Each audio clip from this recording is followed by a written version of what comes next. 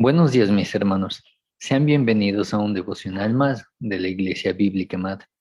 Siempre para nosotros es un gusto el saberles conectados, el saber que día con día, primero que nada, Dios ha tenido con bien el extender y renovar sus misericordias para con nosotros, lo cual es muy, muy importante, pero que también Él pone en nuestros corazones esa necesidad de buscar de su palabra, de buscar que Él nos hable a través de esta. Entonces, el día de hoy vamos a estar viendo la porción de Lucas 5, versículos del 1 al 11, y vamos a llevar por título Las redes del Maestro. Es decir, cuando Jesús llama a los discípulos.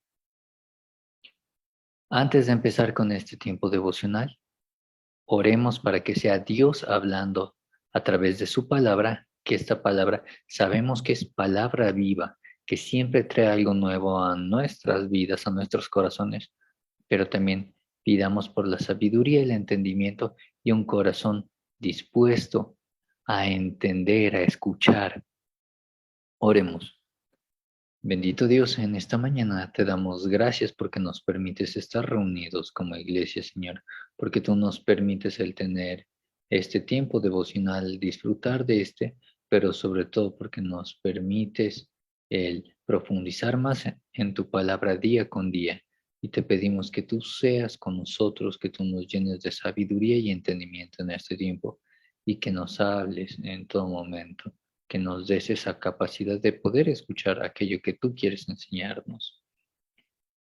Damos gracias porque nos permites tener este tiempo y pedimos que tú nos des la sabiduría necesaria y te lo pedimos en nombre de tu Hijo amado, nuestro Señor Jesucristo. Amén.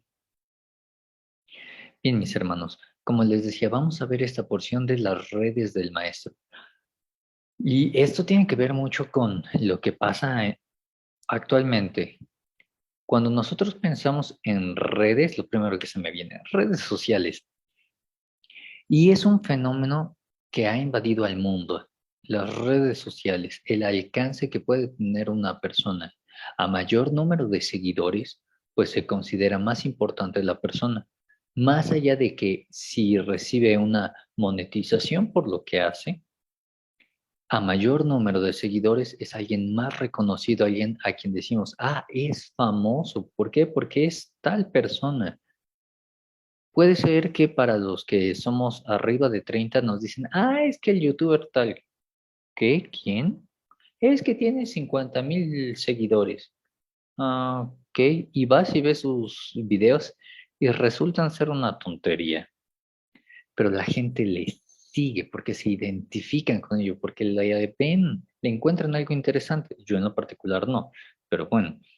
Entonces, cuando nosotros pensamos en redes, pensamos en seguidores, alguien que es capturado por la identidad de una persona, por el mensaje que transmite, por la ideología que esta persona eh, comparte con los demás. Y fue algo similar aquel día en el que Jesús estaba predicando al margen de el lago. ¿Qué es lo que pasa? Si de algo podemos estar seguros en ese momento, es que una vez que se hizo público el ministerio de Jesús, una vez que se empezó desde aquel acontecimiento de las bodas de Caná, las cosas jamás volvieron a ser las mismas para nadie.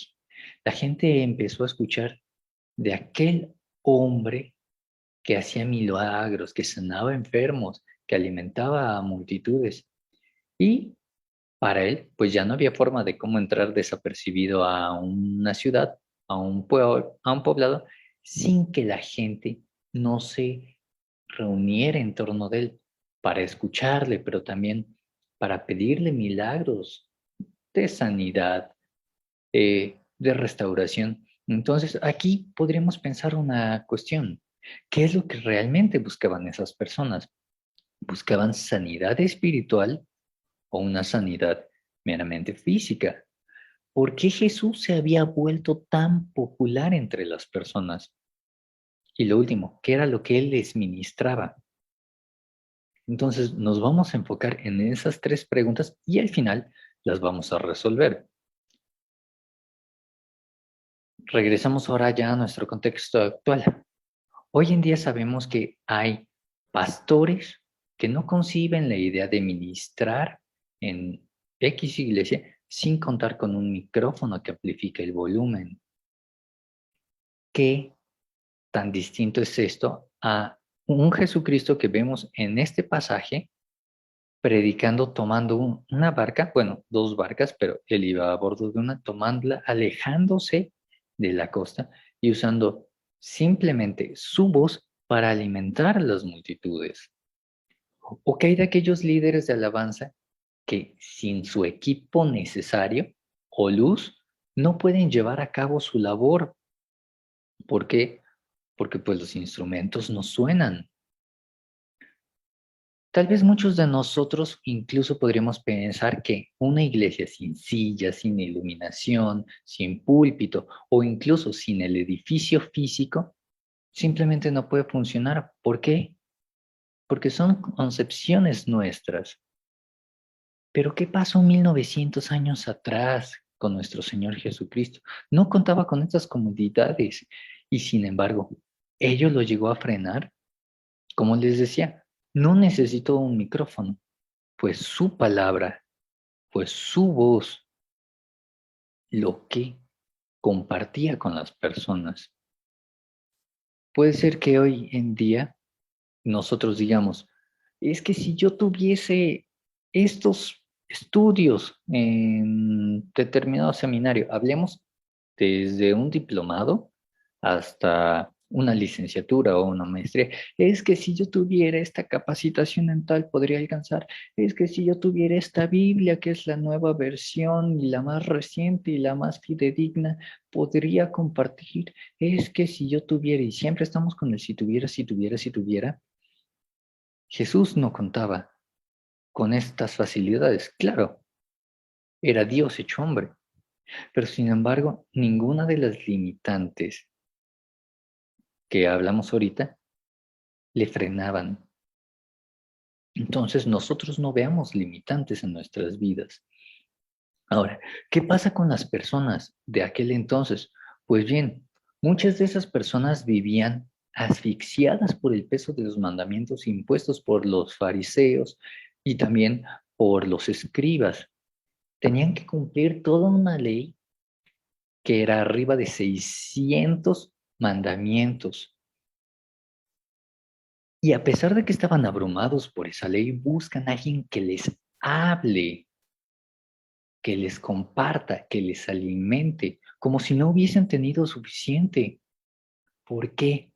Porque ellos ya estaban cansados de la palabra, de la letra que mata, es decir, de la ley, porque vivían asfixiados por esa letra, cumplir al pie de la letra cada uno de los mandamientos y buscaban la palabra que trae vida.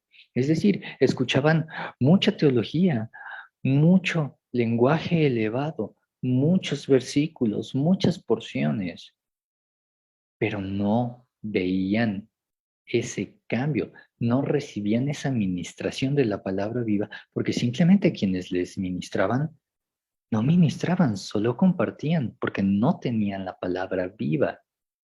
Las multitudes reconocían algo en Jesús, que Él no hablaba como los maestros de la ley. ¿Por qué? Porque Él les enseñaba como quien tiene autoridad en la palabra de Dios. Y eso nos lo dice Mateo 7:29. Y pues como no, era Dios mismo quien les estaba compartiendo. Entonces, nosotros vamos a ver que hay autoridad cuando compartimos en el Espíritu, cuando dejamos que sea el Espíritu de Dios, el Espíritu Santo, quien hable a través de nosotros. De nada servirá tener un cerebro lleno de teología, lleno de epistemología, de soterología, de todos los cursos, si lo que vamos a hablar no lleva amor, no lleva esa palabra viva. Seremos entonces como un címbalo que reciñe.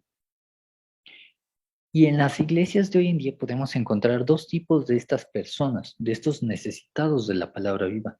Los primeros son los que viven escuchando, perdón de la expresión, charlatanes que buscan adornar sus opiniones con algún versículo, disfrazar ideas del mundo o cosas más triviales y volverlas espirituales. Aquí podemos hablar de predicaciones motivacionales y claro, predicadores motivacionales también. Podemos hablar de conferencias, etcétera. Un día, un pastor que aprecio bastante nos decía, si una iglesia no predica cada domingo de Cristo, la predicación perdió el rumbo. Sí, se puede hablar de la igualdad entre el hombre y la mujer, pero delante de Cristo, y nos vamos a Génesis, se puede hablar de un contexto, a lo mejor de crisis nacional, pero vamos a ver lo que Jesús les dice a los fariseos cuando les dice, dadle al César lo que es del César y a Dios lo que es de Dios. Cuando toda predicación lleva un centro llamado Cristo, es correcta, si no, de lo contrario. No, simplemente es una idea adornada con algún versículo, pero no lleva el sustento bíblico, que es Cristo, quien es la palabra viva.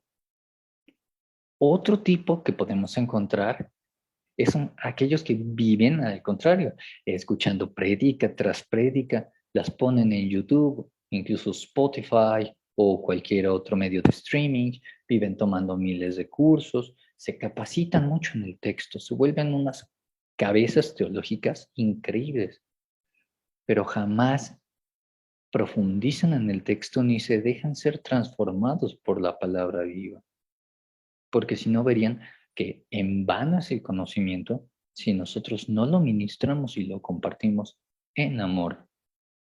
Y como les decía, ambos casos requieren de esta palabra viva que les avive. El primero es un niño espiritual. El segundo puede ser contado como un hueso seco.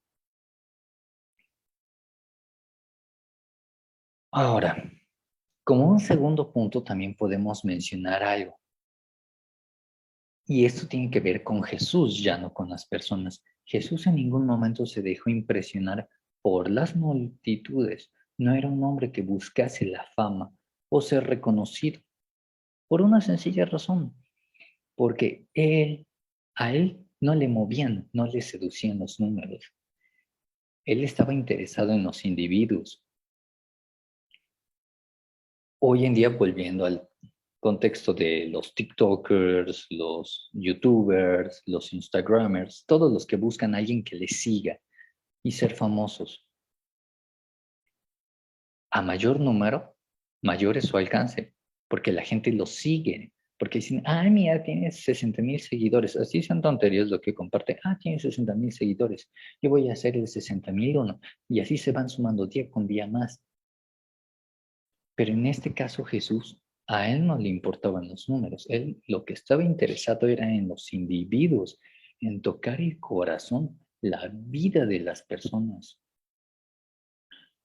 ¿Cuántas veces leemos en la palabra que Jesús ministraba, por ejemplo, en el caso de los 10 leprosos,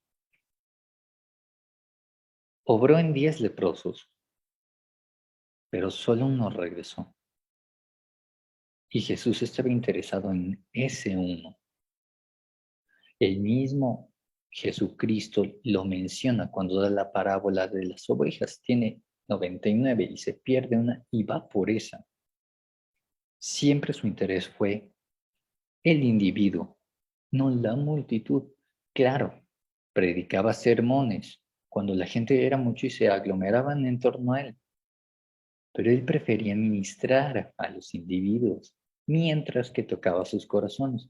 Recordemos casos de paralíticos, ciegos, adúlteros, leprosos. Ahora, Jesús siempre tuvo un enfoque, el alcanzar las almas, el tocar las almas. ¿Por qué? Porque su trabajo giraba y sigue girando en torno a la eternidad. Aquí es usar un poquito la imaginación. Hagamos un supuesto. Nuestro Señor Jesucristo predicando en estas barcas en medio del lago hacia las multitudes. Mientras está predicando, está hablando a una multitud, pero no dudemos que nuestro Señor Jesucristo tenía su mirada puesta en Pedro y sus compañeros, a quienes incluso no dudó en hacerles partícipes del milagro, porque predicó y después le dice a Simón, ¿sabes qué? Arroja las redes. Y Simón también había estado escuchando. Y Simón estaba cansado de haber intentado pescar toda la noche y le dice, ¿sabes qué? Lo he intentado, pero en tu nombre echaré las redes. Porque él había escuchado algo, le había movido. No lo conocía ni siquiera. Andrés, quien era seguidor de Juan, ya había escuchado de Jesús, pero Simón no. Y en ese momento, cuando le dice, pero en tu nombre, porque tú me lo estás diciendo, echaré las redes confiando en tu nombre. Y es tan hermoso como lo que escuchó y lo que puso en práctica, es decir, que dejó que la palabra viva le vivificara, le lleva a un cambio donde sí ve el milagro, la cantidad de peces que pescaron, pero lo que Simón hace cuando reconoce, ¿sabes qué? Soy hombre pecador. Eso es lo que Jesús buscaba. No buscaba suplir su necesidad de tener peces, de proveerle a su hogar, de alimentarle. Lo que buscaba era su corazón. Y en ese momento, Simón queda rendido y se le entrega. Pero no solamente Jesús buscó que se entregara, sino llamarles. Al final de esta porción, en el versículo 11, lo vemos cuando dice que dejaron todo y le siguieron. Entonces, Jesús siempre tuvo un enfoque, sí, predicar, pero no era predicar por predicar, no era predicar para que 500 personas me escuchen, para que 1000, para que 3000 me escuchen, no. Era predicar para que los necesitados, los quebrantados, los oprimidos, los esclavos, todos los que estuviesen en una aflicción y con un corazón dispuesto, lo veíamos eso el día de ayer, cuando hablábamos de cuáles son los corazones más dispuestos a recibir el mensaje de salvación, que lo dice Isaías 61, versículo 1.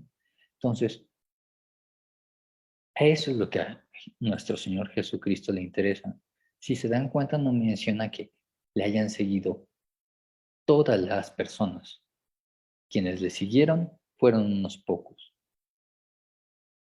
pero realmente le siguieron. Eso es lo que a nosotros nos debe interesar, no compartir, no predicar a multitudes, sino servir y ministrar a los corazones dispuestos, a los corazones necesitados. Entonces, mis hermanos, vamos concluyendo. 2 puntos. El primero, es importante que siempre estemos atentos a las necesidades de los individuos antes que a las condiciones o situaciones que nos rodean.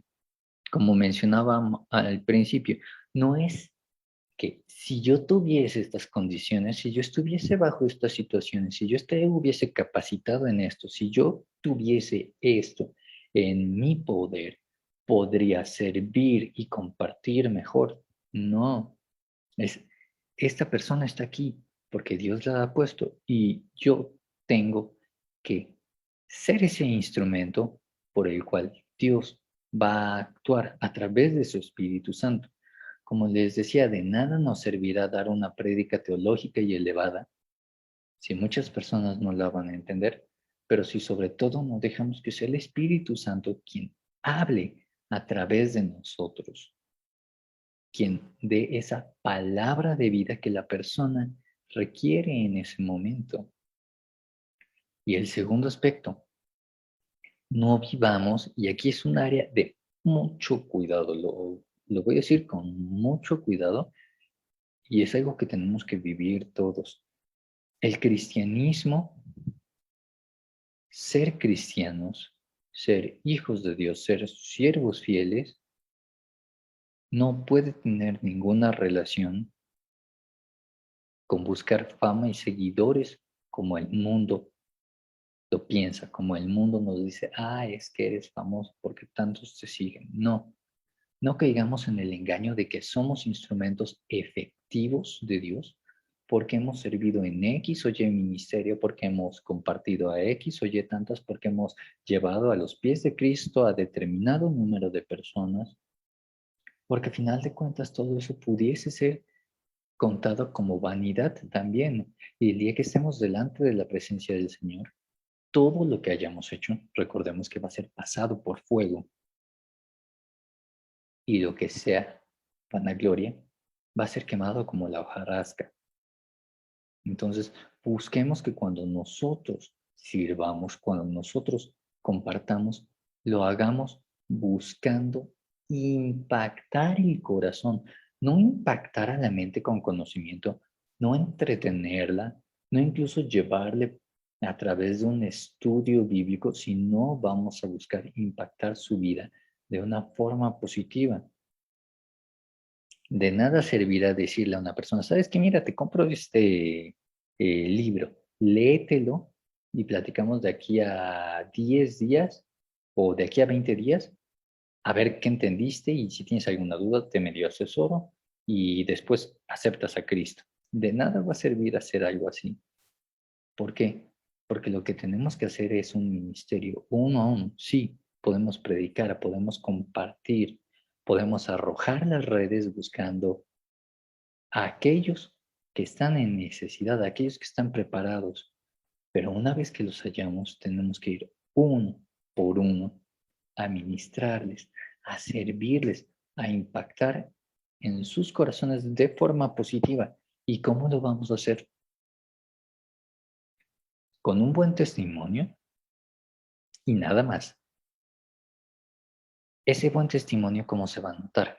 Pues simplemente que seamos obedientes a Dios, que amemos a Dios sobre todas las cosas y a nuestro prójimo como a Dios mismo y como a nosotros mismos.